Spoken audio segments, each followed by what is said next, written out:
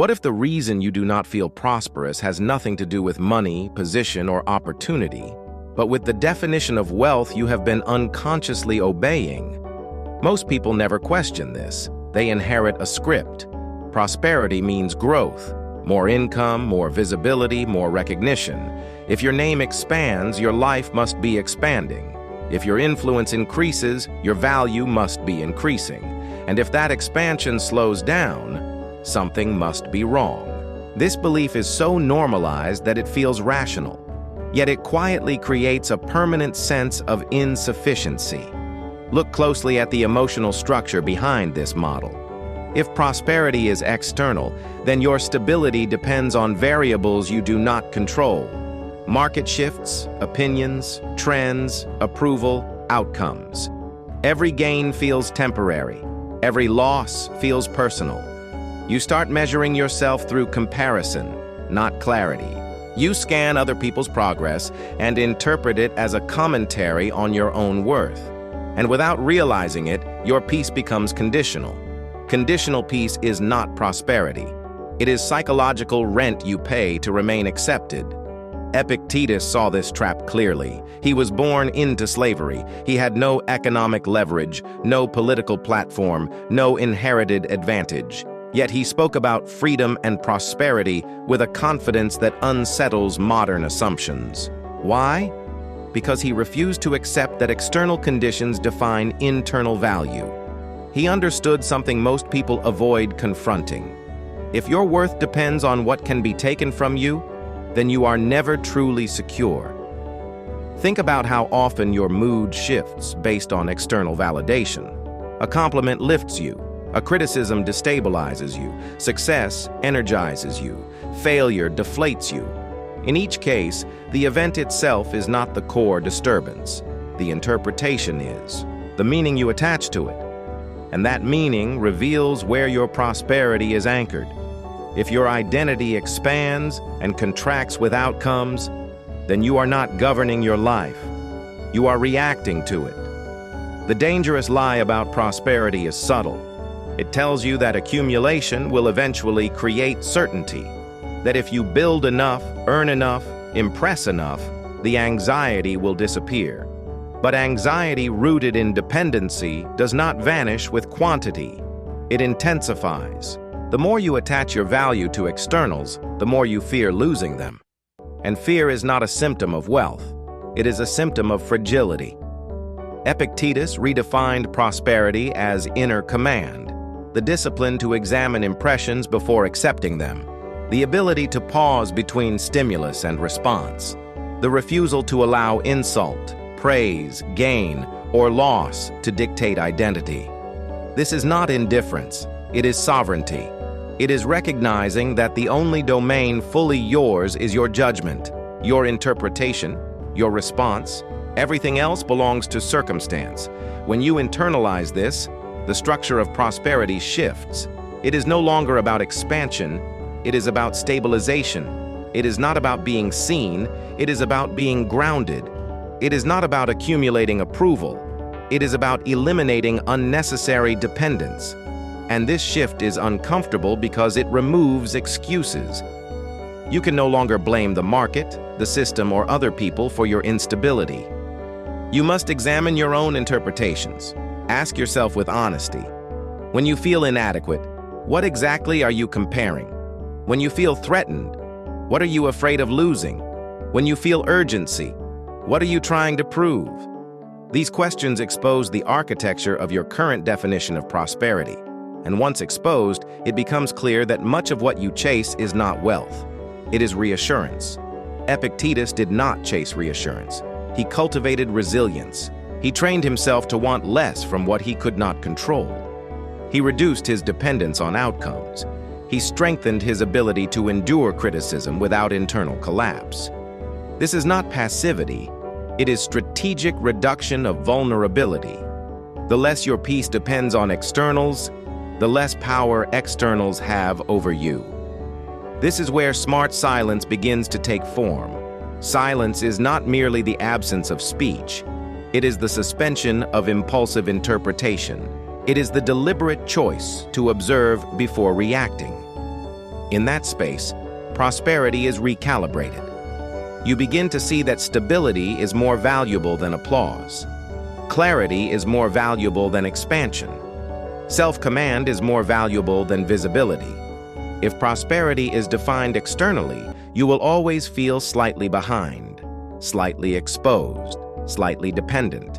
But if prosperity is defined as mastery over your judgment, then no external fluctuation can bankrupt you. Your income may rise or fall. Your reputation may shift. Circumstances may change. But your internal governance remains intact. The dangerous lie about prosperity collapses when you realize this. Wealth is not what you display. It is what cannot be taken from you. And once you understand that, the chase slows down. Not because you become unambitious, but because your ambition becomes anchored in discipline rather than noise. The battlefield moves inward, and that is where true prosperity is decided. Noise is expensive, not financially, but psychologically. Every time you react impulsively, every time you feel compelled to comment, defend, respond, explain, you spend something. Attention, energy, authority. Most people do not notice this cost because constant expression has been normalized. If you feel something, post it. If you think something, share it. If someone provokes you, answer immediately.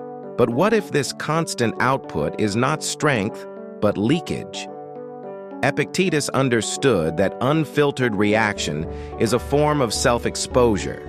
When you respond to every stimulus, you reveal your triggers. When you argue every opinion, you reveal your insecurities. When you explain yourself excessively, you reveal your dependence on approval. And once your emotional patterns are visible, they can be manipulated. This is why noise becomes psychological debt. The more reactive you are, the more predictable you become. The more predictable you become, the easier you are to control. Consider how often you feel drained after unnecessary conversations. Not because the topic was heavy, but because you invested emotion where none was required. You defended a position that did not need defense.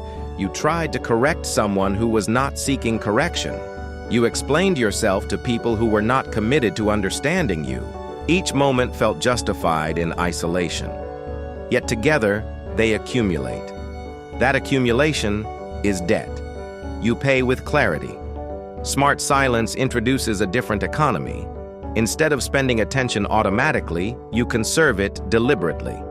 Instead of reacting instantly, you assess. Instead of filling every pause, you allow it to exist. This restraint creates something rare: mental liquidity, the capacity to respond intentionally rather than reflexively. Liquidity is power. It means you are not overcommitted emotionally to every minor disturbance. Noise weakens discernment. When you are constantly speaking, you lose the ability to observe. When you are constantly reacting, you lose the ability to interpret clearly. Reaction narrows perspective. Silence expands it. Epictetus trained his students to examine impressions before accepting them as truth. Not every thought deserves belief. Not every provocation deserves response. Not every disagreement deserves engagement. This discipline does not make you passive. It makes you selective. And selectivity is a form of strength. When you speak less, your words carry weight. When you do not react immediately, your composure communicates authority. When you choose your engagements carefully, you protect your identity from dilution. Constant exposure blurs identity. Strategic silence sharpens it. Think about authority figures you respect. They are not loud in every room. They do not rush to defend themselves. They do not collapse under minor criticism. Their restraint creates gravity. People lean in when they speak because they do not speak constantly. This is not accidental. It is controlled expenditure of attention. Noise also feeds comparison.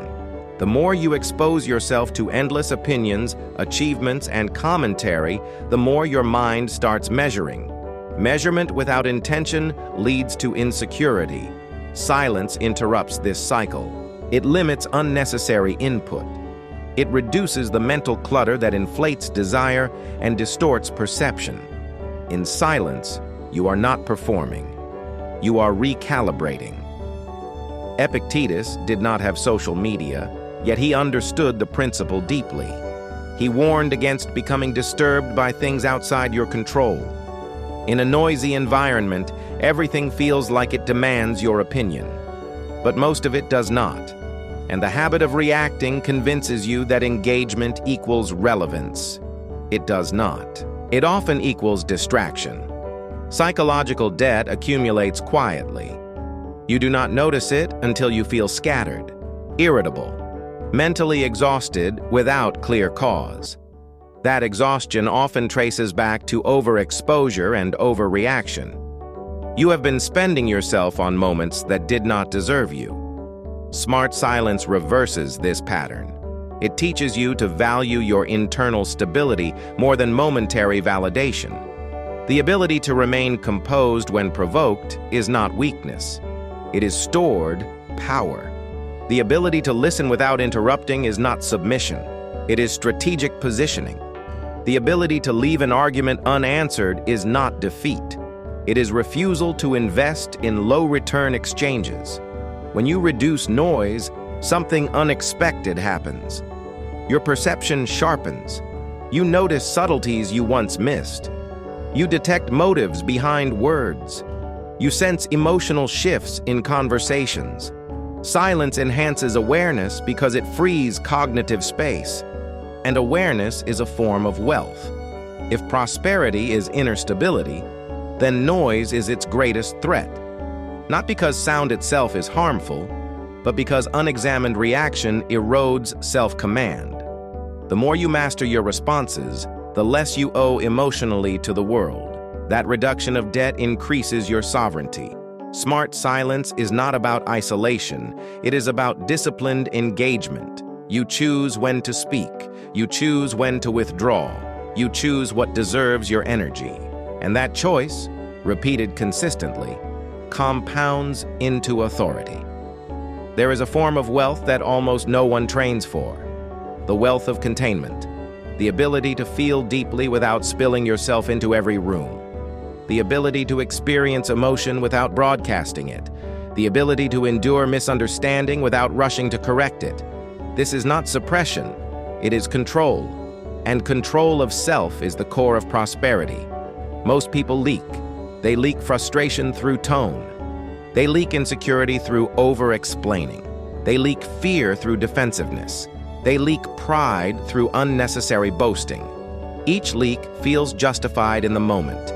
You tell yourself you are just being honest, just being expressive, just being transparent. But expression without discipline is expenditure without strategy. Epictetus did not preach emotional numbness. He trained emotional governance. There is a difference. Governance means you acknowledge what you feel, but you do not allow it to dictate your behavior blindly.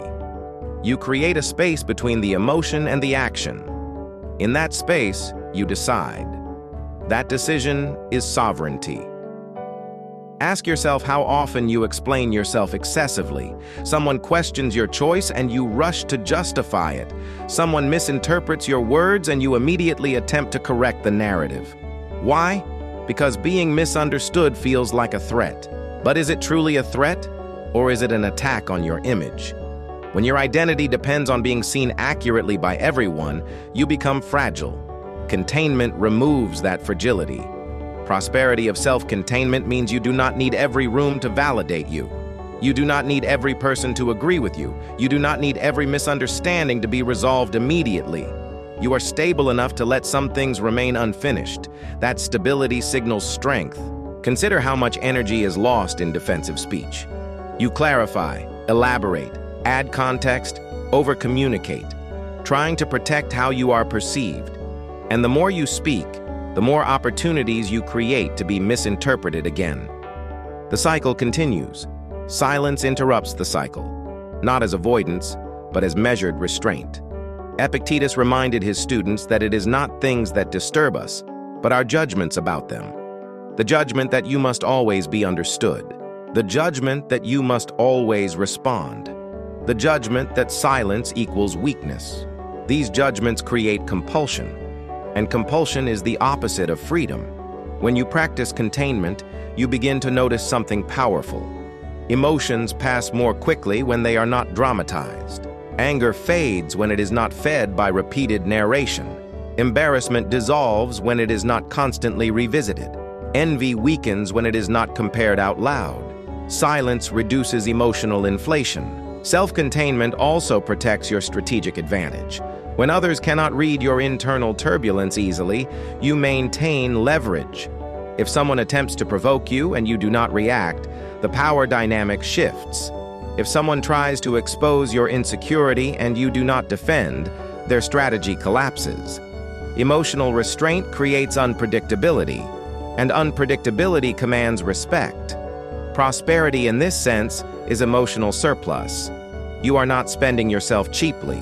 You are not distributing your inner world to everyone who asks. You choose carefully where vulnerability is offered. You choose carefully where explanation is given. You choose carefully when correction is necessary. This selectivity increases your value. There is also dignity in quiet strength. When you can sit with discomfort without immediately seeking relief through speech, you prove something to yourself.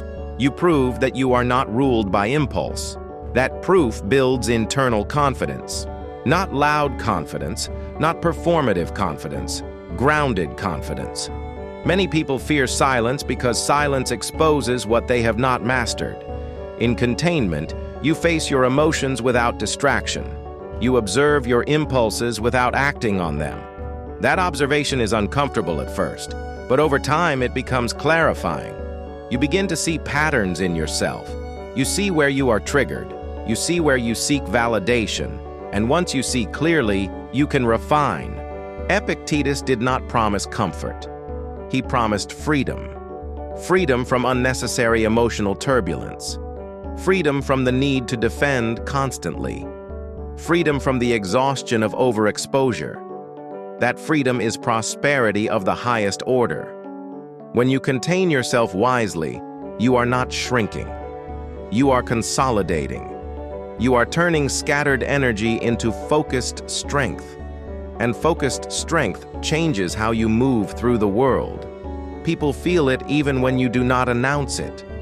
There is a strength that performs, and there is a strength that exists whether anyone sees it or not. The modern world rewards performance. Discipline must be documented.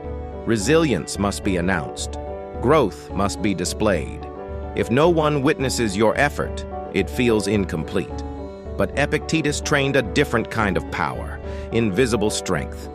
Invisible strength does not ask to be admired. It does not narrate its own endurance. It does not seek applause for self-control. It operates quietly, consistently, without external reinforcement. And because it is not dependent on being seen, it is far more stable. Think about how often effort is shared not to inform, but to validate. You announce your new habit. You describe your routine. You speak about your restraint, and for a moment, you feel affirmed. But that affirmation becomes addictive. You begin to need recognition to sustain momentum. If no one notices, motivation weakens. This reveals something important. The strength was partially externalized. It was feeding on approval. Epictetus would challenge this directly.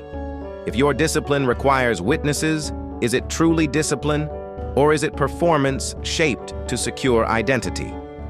Invisible strength removes that dependency. You wake up early without announcing it. You endure discomfort without narrating it. You refuse temptation without broadcasting resistance. The act itself becomes the reward. This creates a profound shift. When no one is watching and you still choose integrity, you reinforce your internal authority. You prove to yourself that your values are not contingent on observation. That proof compounds. It builds trust between you and yourself. And self-trust is a cornerstone of prosperity. There is also a strategic advantage in not revealing everything. When you expose all your progress, you reduce the mystery of your growth. When you explain all your intentions, you limit your flexibility. Silence preserves adaptability. It allows you to move without being boxed in by your own declarations. Consider how powerful it is to be underestimated. When your discipline is invisible, others do not anticipate your endurance. When your resilience is quiet, others misjudge your capacity. That misjudgment works in your favor. You are not competing for attention. You are building depth. Modern culture confuses exposure with power, but exposure often creates pressure. Once you announce your goals, you feel obligated to maintain a public image. You perform consistency to avoid embarrassment. Invisible strength frees you from that pressure. You grow because growth aligns with your values, not because it sustains your reputation. Epictetus trained his students to detach from the need for recognition. He did not encourage isolation, but he emphasized self-command over impression management. If you require admiration to feel strong, admiration owns you. If you require acknowledgement to feel disciplined, acknowledgement governs you. Invisible strength removes these dependencies. There is also peace in quiet competence. When you know what you are building internally, you do not need to defend it constantly. You do not feel compelled to prove your intelligence in every conversation. You do not feel threatened by someone else's success. Your foundation is internal, not comparative. This kind of strength is difficult because it denies immediate gratification. There is no applause, no validation, no visible scoreboard, only you and your standards. But that difficulty is precisely why it is powerful. It filters out those who are driven by appearance and leaves only those committed to substance. Prosperity, in this frame, is not loud success. It is silent consistency. It is the ability to remain steady when no one is observing. It is the capacity to endure without advertisement. And when challenges arrive, as they inevitably do, invisible strength reveals itself not through words, but through composure. The discipline you cultivate in silence becomes the stability you display under pressure. And when pressure tests you, performance collapses, but substance remains. That is why invisible strength is superior. It is built to endure scrutiny because it was never constructed for spectacle. Desire has an economy. Every new want creates a new dependency. Every dependency creates vulnerability. And most people never examine how expensive their desires have become. They believe ambition is always strength. They believe wanting more is always growth. But Epictetus approached desire with suspicion, not because he rejected progress, but because he understood the cost of unexamined craving. Look closely at how desire operates. You want a higher income. That seems reasonable. Then you want recognition for achieving it. Then you want to maintain the lifestyle it creates. Then you fear losing it. What began as aspiration quietly becomes anxiety. The more layers you add, the more fragile your peace becomes. Prosperity that inflates desire without discipline creates instability. Think about how often comparison intensifies desire. You were content until you saw someone else's success. You were stable until you saw someone else's lifestyle. Exposure feeds inflation. The more you consume externally, the more your internal baseline shifts. What was once enough now feels insufficient. This is psychological inflation. And inflation erodes satisfaction. Epictetus taught a different principle. Reduce what you need from what you cannot control. Not eliminate ambition, but discipline attachment. If your happiness requires specific outcomes, specific recognition, specific status, then your happiness is conditional. And conditional happiness is unstable. When you practice smart silence, something changes. Silence reduces exposure to unnecessary comparison. It limits the constant input that fuels artificial desire. In that quiet space, you can examine what you truly value versus what you absorbed unconsciously. You begin to separate authentic goals from borrowed ambitions. Desire itself is not the enemy. Dependency is. When your identity depends on obtaining something, you surrender leverage. You become easier to manipulate. Flattery influences you. Fear influences you. External pressure influences you. But when your desires are restrained, you move differently. You negotiate from stability, not hunger. Consider how powerful it is to want less. When you do not need constant validation, you are harder to provoke.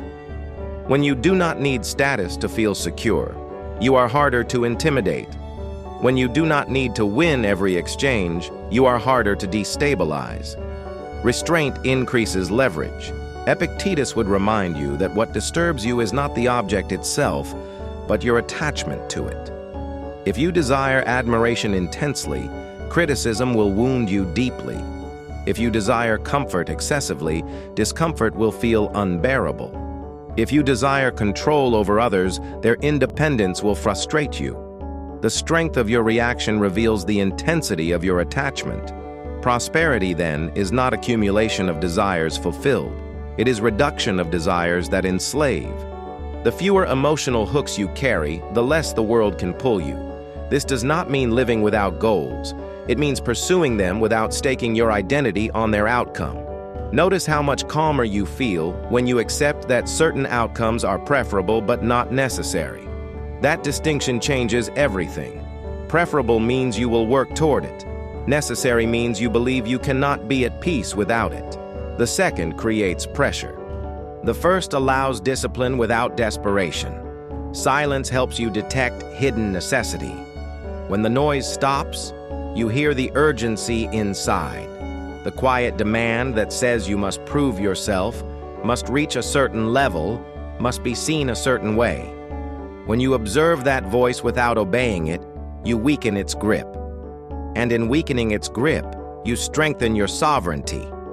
Inflated desire promises expansion, but delivers restlessness. Disciplined desire promises less excitement, but delivers stability. And stability compounds into confidence. The more you prove to yourself that you can remain steady without constant acquisition, the freer you become. Prosperity in Epictetus's sense is freedom from emotional inflation. It is the ability to pursue excellence without being consumed by it. It is the capacity to appreciate success without fearing its loss. It is the discipline to define enough on your own terms. Speech reveals discipline more than silence ever could. Not because silence is passive, but because words expose the structure of your mind. Every sentence you speak carries intention. You either elevate a moment, defend yourself, or fill emptiness. Most people never distinguish between these motives. They speak because they feel compelled, not because the moment requires it. Strategic speech begins with restraint. Before you speak, you ask yourself what function your words serve. Are you clarifying something necessary, or are you protecting your image? Are you contributing value, or are you reacting emotionally? Are you strengthening the interaction, or are you feeding your ego? These questions slow you down. And slowing down restores authority. Compulsive speech, on the other hand, is driven by discomfort. Silence feels threatening, so you rush to fill it. Criticism feels sharp, so you rush to defend. Disagreement feels personal, so you rush to counter. Each reaction gives temporary relief, but long-term weakness. When you explain yourself unnecessarily, you teach others that your confidence depends on their approval. Epictetus emphasized that we have 2 ears and 1 mouth for a reason.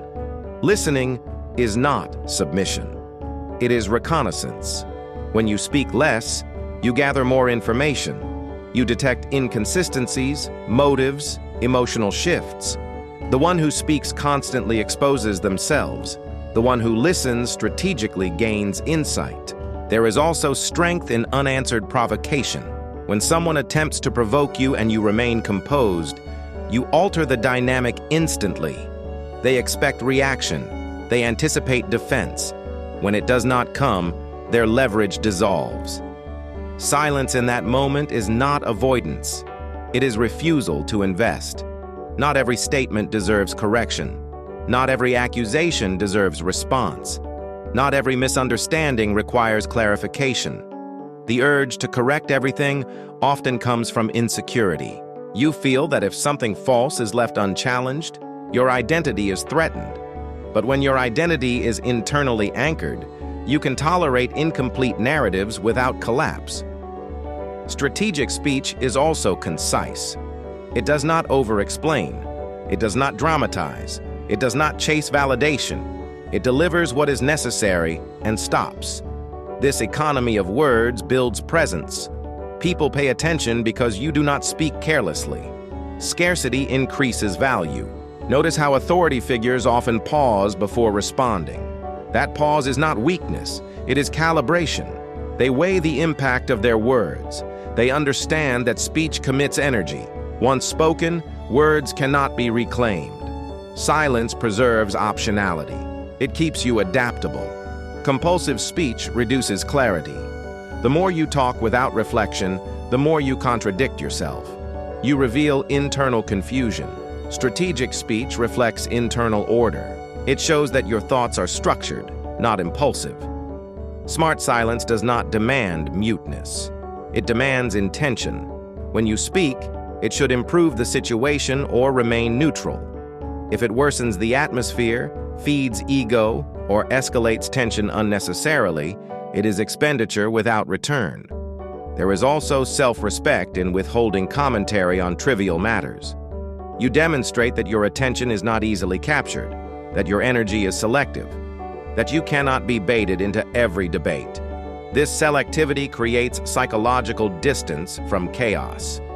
Epictetus did not seek to win arguments. He sought to master perception. When you detach from the need to win verbally, you regain composure. Victory becomes internal. You win by maintaining self-command, not by dominating the conversation. Over time, strategic speech reshapes your identity. You become known as measured, calm, difficult to provoke. People begin to anticipate that when you speak, it carries weight. That anticipation is influence. Prosperity, again, returns to sovereignty. When your words are disciplined, your mind is disciplined. When your reactions are measured, your stability increases. Speech becomes a tool, not a reflex.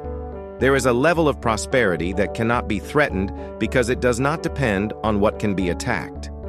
Most people live in a constant state of subtle defense. They defend their image, their competence, their choices, their relevance.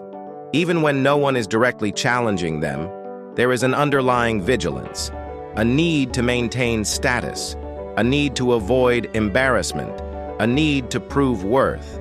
That vigilance is exhausting, and exhaustion reveals insecurity. Ask yourself this honestly: what can truly destabilize you? An insult, a rejection, a financial setback, a public misunderstanding? If any of these can dismantle your sense of identity, then your prosperity is conditional, and conditional prosperity is always vulnerable. Epictetus built his philosophy around invulnerability of judgment, not physical invulnerability, not social invulnerability, internal invulnerability. He understood that events themselves are neutral until interpreted. The insult is sound. The rejection is circumstance. The loss is change. What injures you is the meaning you assign. When your identity is externally anchored, insult feels like theft. Rejection feels like erasure. Comparison feels like diminishment. But when your identity is internally governed, these events lose their destructive capacity. They may be unpleasant, but they do not redefine you. That distinction changes your posture in the world. Imagine a mind that cannot be baited, not because it is numb, but because it is disciplined. Someone criticizes you unfairly. You examine whether there is truth in it. If there is, you adjust quietly. If there is not, you discard it. No drama, no emotional spiral, no defensive performance. That composure is intimidating, not aggressive, but immovable. The prosperous mind is not fragile because it is not overexposed. It does not attach its value to every outcome. It does not inflate every setback into identity collapse. It sees events as data, not verdicts. And this perspective removes fear. Fear is often the silent ruler behind insecurity. Fear of being seen as inadequate, fear of losing status, fear of falling behind. But fear thrives where identity is unstable. When your worth is built on applause, silence feels threatening. When your worth is built on performance, failure feels catastrophic. Epictetus would say that if something external can disturb your peace completely, then you have given it too much authority. Authority over your mind should not be outsourced. Once you reclaim that authority, external turbulence becomes manageable. There is power in knowing that no insult can bankrupt you emotionally, that no rejection can erase your character, that no comparison can shrink your substance. When you reach this level, your interactions change. You negotiate from strength. You speak from calm. You act without desperation. People sense when someone is not easily shaken. It creates gravity. They may not articulate it, but they feel it. Stability attracts trust. Composure commands respect. You do not need to dominate a room when your presence is grounded. This does not mean you become indifferent to everything. It means you become selective about what you allow to matter. You choose your emotional investments carefully. You do not give strangers the power to dictate your mood. You do not give temporary outcomes permanent meaning. Prosperity in this sense is psychological sovereignty. You are no longer chasing validation to confirm your worth. You are no longer reacting to prove strength. You are stable without constant reinforcement. And when stability becomes your baseline, fear loses influence. You move with clarity instead of anxiety. You make decisions based on values instead of image. You remain steady when others escalate. That steadiness becomes your advantage. There is a final shift that changes everything. Prosperity is not about being accessible to everyone. It is about becoming expensive psychologically, not arrogant, not distant, but selective. When your thoughts, emotions, and reactions are easily triggered, you are cheap. Anyone can access you. Anyone can provoke you. Anyone can occupy your mind without permission. That is not power. That is exposure. Becoming expensive means not everyone gets access to your inner world. Not every comment earns a response. Not every disagreement earns your energy. Not every opinion earns space in your thoughts. You raise the cost of entry, and the cost is composure. When you master smart silence, your reactions slow down.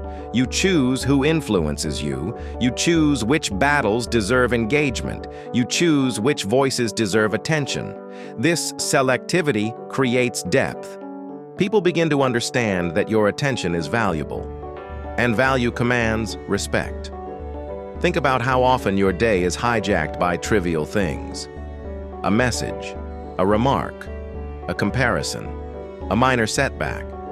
Each one pulls you slightly off-center. By the end of the day, you feel scattered.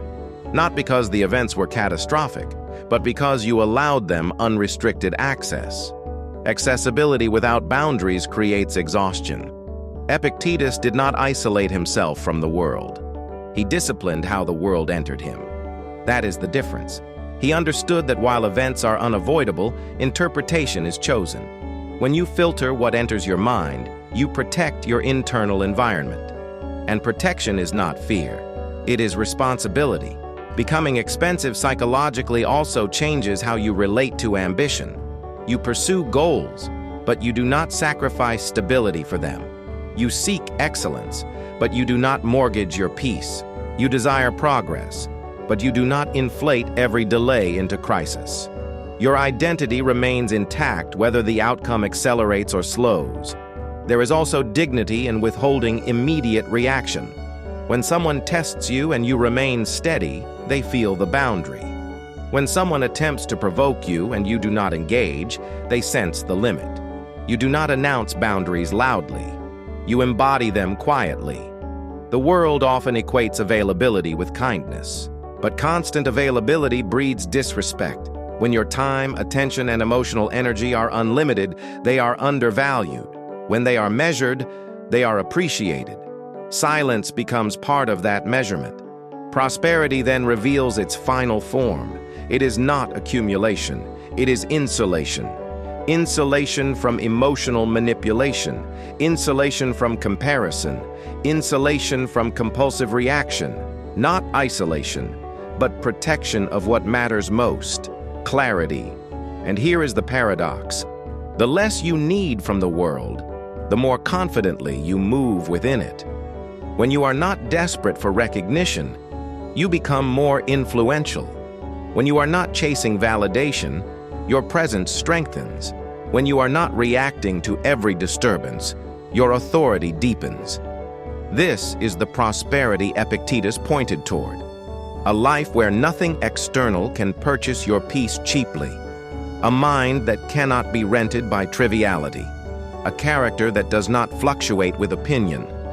If this perspective has unsettled you even slightly, that discomfort is valuable. It means something inside recognizes the truth. Stay with it. Continue refining your discipline. Continue strengthening your silence. Because we are not building noise, we are building internal wealth.